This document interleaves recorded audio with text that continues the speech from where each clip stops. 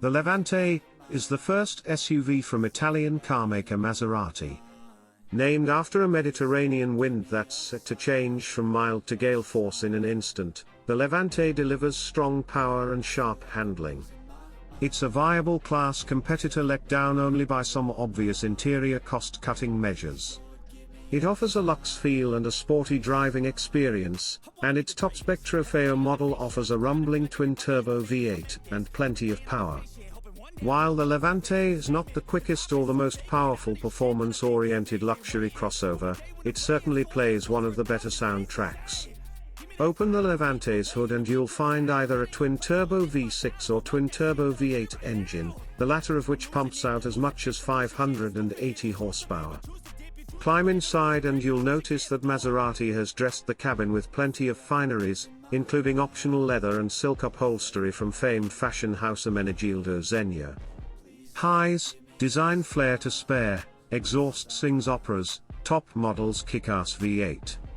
Lows, steep starting price, not as cargo-friendly as German competition, some repurposed Stellantis interior switchgear. The Levante's position has been elevated from Maserati's only SUV to Maserati's halo SUV this year, with the introduction of the small Agricole crossover to the lineup. Otherwise, nothing has changed for the Levante other than its price, which has increased by roughly $12,000 to avoid encroaching on its new little brother's customer base. Maserati has announced, though, that 2023 will be the final year for its V8 engine, so if you're after a Levante with that engine, now's the time to act. A special edition Levante V8 Ultima will be offered in limited numbers as a way to give the 8-cylinder a proper farewell. At first glance, the Levante's interior appears rich and well-appointed, fully trimmed in rich dark brown leather. The steering feels direct and precise, with the right amount of effort depending on speed. The Levante is quite fun on tight, twisty roads with its grippy tires, low body roll and torque vectoring electronics, allowing it to make unnaturally sharp turns. But it wiggles and dances a bit through sweeping curves that aren't perfectly smooth, diminishing driving confidence. The Levante's cabin masterfully keeps bad noise out and lets good noise in. The front seats are firm and comfortable, although smaller drivers might find them a bit too wide and without enough lateral support. Getting in and out of the Levante is a breeze. The wide opening doors offer generous entry into the cabin, even into the rear seat. Once inside, there's comfortable space in nearly every seat. The driver can position the seat for maximum road visibility or for a low, sporty feel. Overall visibility is decent, with an unobstructed front view. But the rear window is slightly smaller than those in most SUVs, and the thick rear pillars compromise some of the rearward view. The climate control system keeps air temps in check, and the redundant functions found in both the touchscreen and the buttons below it are a nice touch.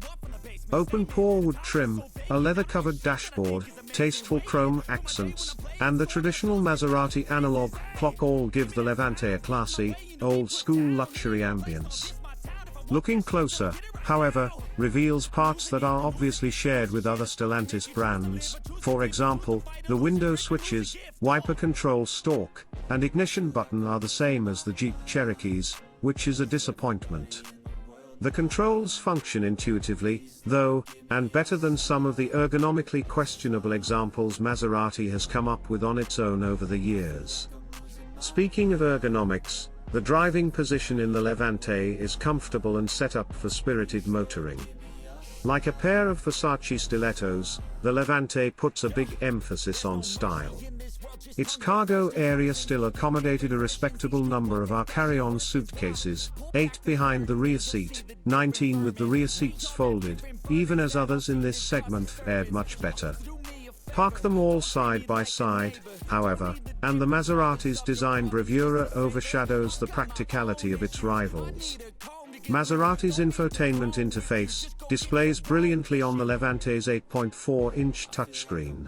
Most vehicle functions, including the climate controls, are adjusted through the infotainment display, but the system also offers a voice-activated virtual assistant.